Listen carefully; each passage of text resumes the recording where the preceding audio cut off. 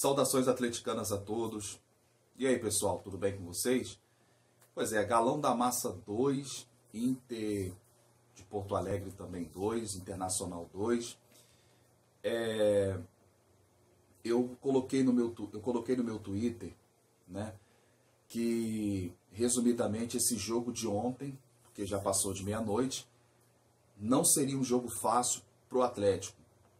Uma das questões é você baseando pelo próprio adversário, que o Inter já não vence, já tem um tempo, e isso acaba gerando uma cobrança, acaba gerando uma pressão, e o Inter, que já está fora da Copa do Brasil, né, e está fora da Copa do Brasil, a única maneira que ele tem de voltar para a Libertadores do ano que vem, caso ele não se classifique contra o Boca, é pelo próprio brasileiro. Então ele não pode mais se dar ao luxo de até poder perder alguns joguinhos, porque ainda tem uma Copa do Brasil, tem uma Libertadores para disputar, eu estou muito bem, obrigado.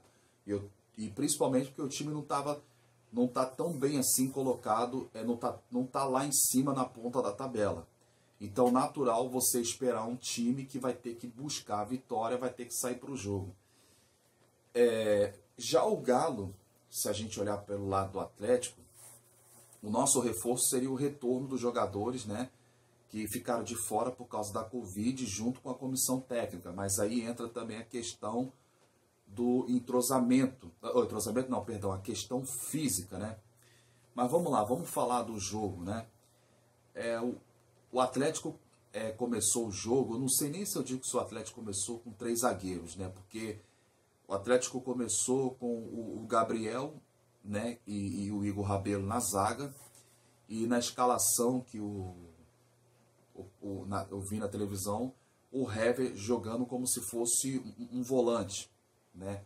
Eu participei de uma live com o pessoal da GDR Alvinegra, e o René, ele chegou até a declarar que o Hever jogou como um líbero nessa partida, né? Mas eu vi o Hever mais atrás ali, então isso pode até fazer um certo sentido de que ele não tenha jogado talvez como volante o tempo todo na partida. O Internacional acabou saindo na frente do placar, o Galo não demorou muito a empatar. Veio o segundo tempo, numa assistência do Keno, o Johan virou o jogo para o Atlético, e depois o Atlético perdão, o Atlético acabou tomando um gol de empate. E é como eu já falei aqui, eu sou evangélico, não posso negar isso, não posso esconder isso na minha vida, não posso negar e nem esconder essa bênção na minha vida. E nós evangélicos somos ensinados que nós devemos dar graças a Deus em tudo. Mas se você for olhar para o lado do atleticano, aquele atleticano que não tem ainda o conhecimento da palavra, se você for olhar assim, você vai ver, foi um empate com sabor de derrota, foi um empate frustrante, porque o Galo já entrou em campo com 5 pontos atrás do São Paulo. E vencendo hoje, a gente ficaria apenas 2 pontos atrás do São Paulo, e acabamos empatando.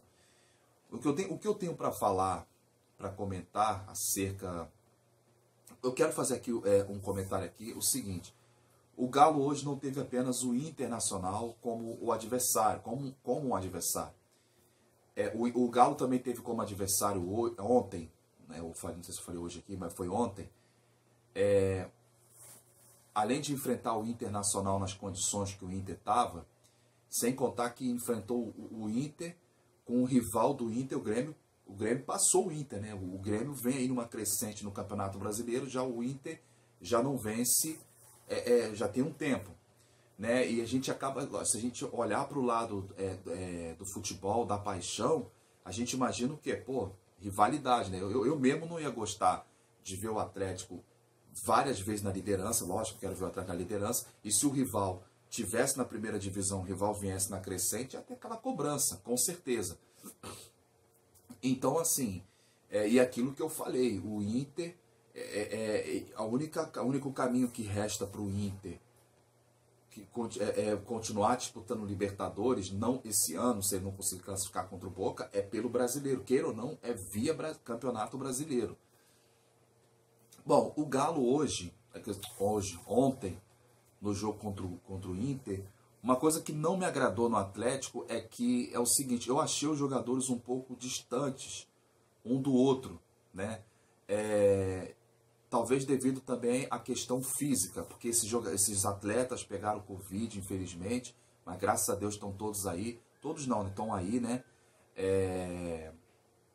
E às vezes pesa a questão a questão do lado físico também.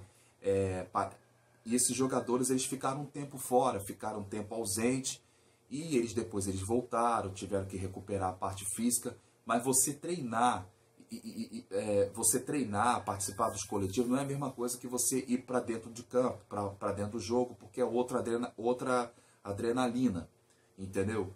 Mas foi algo que eu não gostei muito, foi porque os jogadores hoje, no meu ponto de vista, não se aproximaram tanto um do outro. Teve um lance, por exemplo, eu não lembro quem foi que virou uma bola, já no segundo tempo, da esquerda para a direita, e o Johan pegou essa bola. Eu não sei se a intenção desse jogador era virar a bola para o Johan ou dar a bola para o Guga, porque parece que o que chegou no Johan foi uma bola muito forte, e o Johan teve até uma certa dificuldade para dominar a bola, e ele acabou perdendo essa bola. Outra coisa que eu acho que faltou no Atlético ontem, após o segundo gol, para mim o Atlético teria que tentar matar logo o jogo, tentar resolver logo o jogo, porque se fizesse 3-1 ia ficar muito difícil para o Inter poder virar esse jogo. Talvez até o psicológico do Inter ia começar a pesar também, jogos sem vencer, e essas coisas a mais, mas não foi o que aconteceu, e a gente acabou sofrendo um empate. A gente está 5 pontos atrás do São Paulo. É para jogar a toalha? Não. No meu ponto de vista, não é para jogar a toalha. Ah, mas o São Paulo vai pegar o Botafogo, o São Paulo com certeza vai ganhar do Botafogo, aí já vai para 7 pontos de diferença. Mas aí é que entra aquela questão. Por quê? Eu procuro olhar pelo seguinte. O São Paulo ainda vai jogar contra nós, contra o Atlético, vai jogar contra Palmeiras e Corinthians, seus rivais, e vai jogar ainda contra esse mesmo Internacional, vai jogar contra Grêmio, vai jogar contra Fluminense. Aí vem aquela pergunta, será que o São Paulo em 6 jogos vai somar 18 pontos? Para o Galo recuperar essa liderança, para o Galo pensar em ser campeão brasileiro e ganhar o Campeonato Brasileiro, para mim o Galo ele tem que começar, no meu ponto de vista, não estou falando que não tem isso entre os jogadores, mas é querer de verdade ser campeão brasileiro. Querer de verdade, é encarar o próximo jogo como uma decisão, do tipo, eu não posso... Os 2 pontos que eu perdi no Mineirão em casa, eu tenho que recuperar esses pontos fora. Nós vamos enfrentar um adversário que também esses dias estava lá atrás, deu uma subidinha, mas eu tenho que sair do próximo jogo com 3 pontos, para pelo menos a distância vai ser de 7, mas se eu ganhar no próximo jogo, a diferença cai para 4, e eu vou poder jogar uma pressão para cima do São Paulo. Porque aí quando eu enfrentar o São Paulo no confronto direto, de 4 a diferença pode cair para 1 ponto. E baseado aí naquela velha fé atleticana, porque o São Paulo ainda vai enfrentar equipes que se levantaram no Brasileiro. Uma delas é o Palmeiras, uma delas é o Grêmio, ainda tem o Santos ainda, esqueci de incluir o Santos nisso daí, e sem contar que tem um Corinthians, que, queira ou não, tem uma chancezinha de beliscar uma vaga na Libertadores. Aí eu tinha feito uma lista com 6 jogos, né? O São Paulo ainda ia enfrentar Palmeiras, Corinthians, Grêmio, esse mesmo Internacional. Eu não tinha incluído o Santos, mas Fluminense, Santos e o próprio Galo. São 7 jogos que o São Paulo vai disputar contra equipes que almejam título e outras almejam vaga na Libertadores. Então, a probabilidade do São Paulo encontrar dificuldade e sair derrotado desses jogos é grande. É grande sim. Aí fica aquela pergunta, 7 jogos, 21 pontos em disputa. Será que o São Paulo vai sair vencedor desses 7 duelos com 21 pontos? Meu amigo, se ele fosse fazer esses 7 jogos seguidos contra esses caras e sair vencedor, inclusive incluindo entre nós, e sair vitorioso nos 7, amigo, é como se você olhar assim e falar, olha, olhando aos olhos naturais, já pode entregar a taça para os caras, porque é desempenho merecedor de campeão mesmo.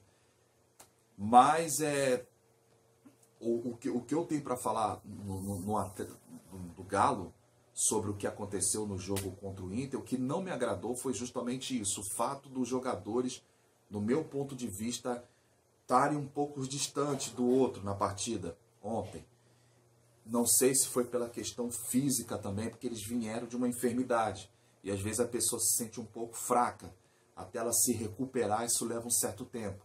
Não sei se é isso. Você pergunta, aí você pergunta para mim, é para jogar a toalha? Não, não é para jogar.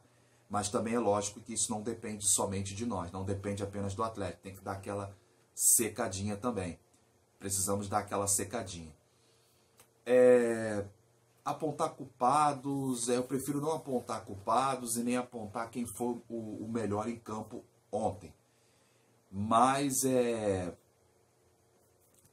saímos de campo com 1 ponto, perdemos 2, né? Como eu falo sempre, eu sou evangélico e sou ensinado Deus nos ensina a gente dar graças a Deus em tudo. E se você for olhar, agradecer por pelo menos ter saído com 1 ponto. Mas se olhar pelo lado da pessoa que ainda não tem um conhecimento da palavra de Deus e que é aquele atleticano fervoroso mesmo, foi um empate que foi considerado amargo. Aí você pergunta, o Atlético ele perde para ele mesmo? Se for parar para pensar, o Atlético, ele, ao longo da sua história, alguns títulos podemos dizer que a gente, infelizmente, eu não sei, acho que nós não fizemos por merecer sermos campeões. Enfrentamos equipes superiores, a questão não é essa, é que a gente não fez por merecer, em alguns casos, fomos merecedores de sermos campeões, seja do Campeonato Brasileiro ou de algumas competições. Eu acho que, eu repito, não é que não está tendo isso no Atlético, mas se o time do Atlético quiser ser campeão brasileiro, essa vontade tem que crescer dentro dos jogadores. Se já tem, aumentar mais ainda. Encarar todo o jogo como decisão. Não estou dizendo que os jogadores não estão fazendo isso. Entendeu? Mas se existe essa vontade, 20% dentro deles, isso aí, amigo, vai ter que crescer pelo menos uns 70% a 80%. Para o Galo voltar a trazer esse título de campeão brasileiro. E bato na tecla. Se não vier o título, não quer dizer que o trabalho tem que ser interrompido, o trabalho do Sampaoli. Isso não. Se hoje o próprio São Paulo é líder do Campeonato Brasileiro, é porque o Fernando Diniz também, ele apanhou muito para chegar onde ele chegou. O São Paulo esse ano não ganhou o Campeonato Paulista e está desde 2005 sem ganhar o Campeonato Paulista. Eu disse 2005, de 2005 para cá são 15 anos. Está desde 2005 sem ganhar o Campeonato Paulista. Ficou de fora da Libertadores na primeira fase, saiu da Sul-Americana. O São Paulo saiu de 3 competições, não foi isso? Paulista, Libertadores e Sul-Americana. E o São Paulo desde 2002 não ganha nada. 2012, perdão, desde 2012 não ganha nada.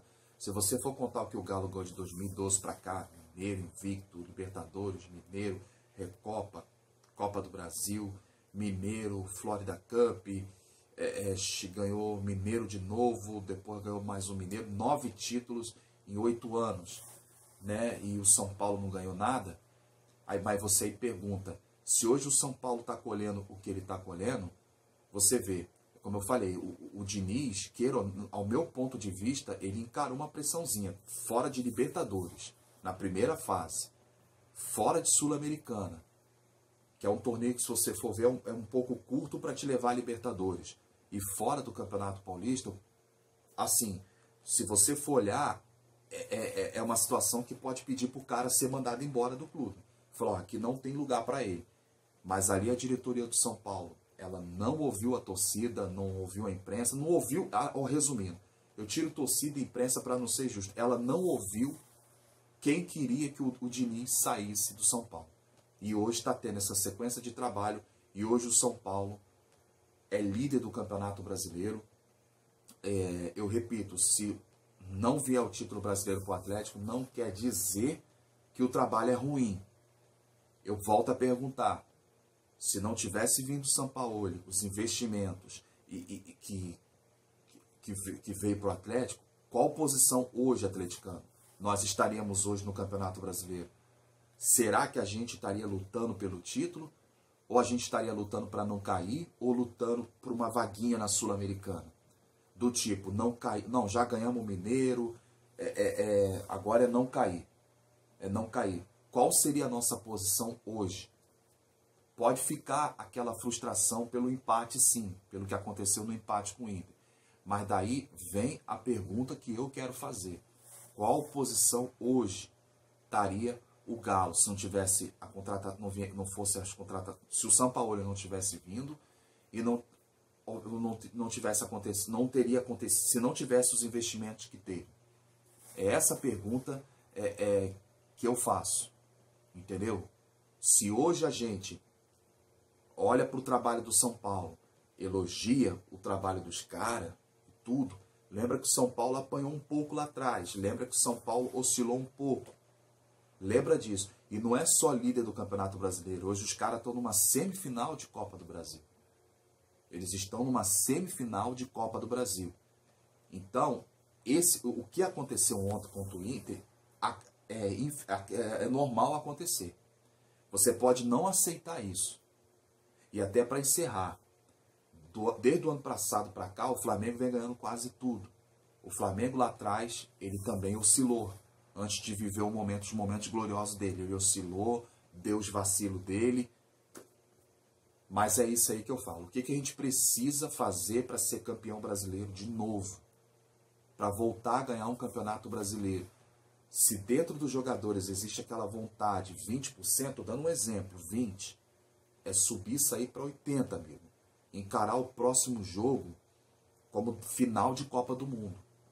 Como se só o Galo, tivesse só o Galo representando o futebol brasileiro e nenhum time do Brasil tivesse ganhado aquela conquista.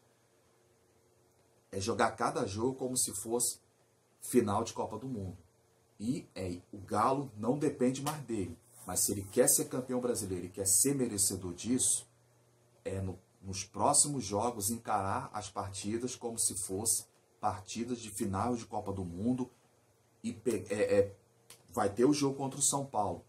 Pelo menos o Galo fazer por merecer, do tipo: eu mostrei que quero ser campeão brasileiro ganhando do líder na casa do líder. Sabemos que é difícil isso acontecer. Não é impossível. Vai ser um jogo difícil. Mas no meu ponto de vista, se quer viver essa glória de voltar ao Campeonato Brasileiro, voltar a ganhar o Campeonato Brasileiro, tem que começar dentro dos jogadores. Dentro deles. É isso que eu falo. É ter aquele compromisso. Não estou dizendo que não está tendo compromisso, mas a gente chegar, se nós fôssemos, vamos supor, se cada um fosse jogador do Atlético, focar, unir e falar: eu só aceito, o próximo jogo é contra o Atlético Paranaense, né? Eu quero sair de Curitiba com os 3 pontos. É como se pensasse assim: ó, eu estou viajando para longe para poder trazer 3 pontos. Não é um ponto que eu quero, não. Eu quero os 3, porque eu perdi 2 no Mineirão. Eu perdi 2. E eu quero ir para cima do São Paulo para mostrar para o São Paulo que eles vão ter um adversário que vai ficar no calcanhar deles. E eu vou pegar essa liderança de volta. Repito, porque o São Paulo ainda vai jogar contra Palmeiras, vai jogar contra Corinthians, 2 rivais locais que não vão querer dar sopa para o São Paulo por também ser um rival. Vai jogar contra Fluminense no Maracanã, vai jogar contra a Inter, vai jogar contra a Grêmio em Ascensão, vai jogar contra a Santos, que é um outro clássico, e repito, vai jogar contra a gente. Isso é porque eu não mencionei o Flamengo na última rodada.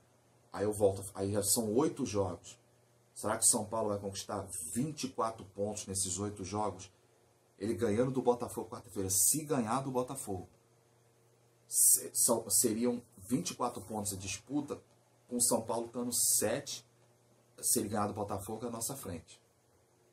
É isso que eu tenho para dizer. Bom, galera, Deus abençoe a semana de vocês em nome de Jesus. Hoje o pós-jogo foi muito longo, né? Foi longo demais. Vou até botar esse vídeo primeiro no YouTube, depois vou compartilhar no Facebook, na página do CAN até morrer. E é isso que eu tenho para falar aqui para vocês. Uma boa semana, uma semana de boas notícias. E aqui é a Gal.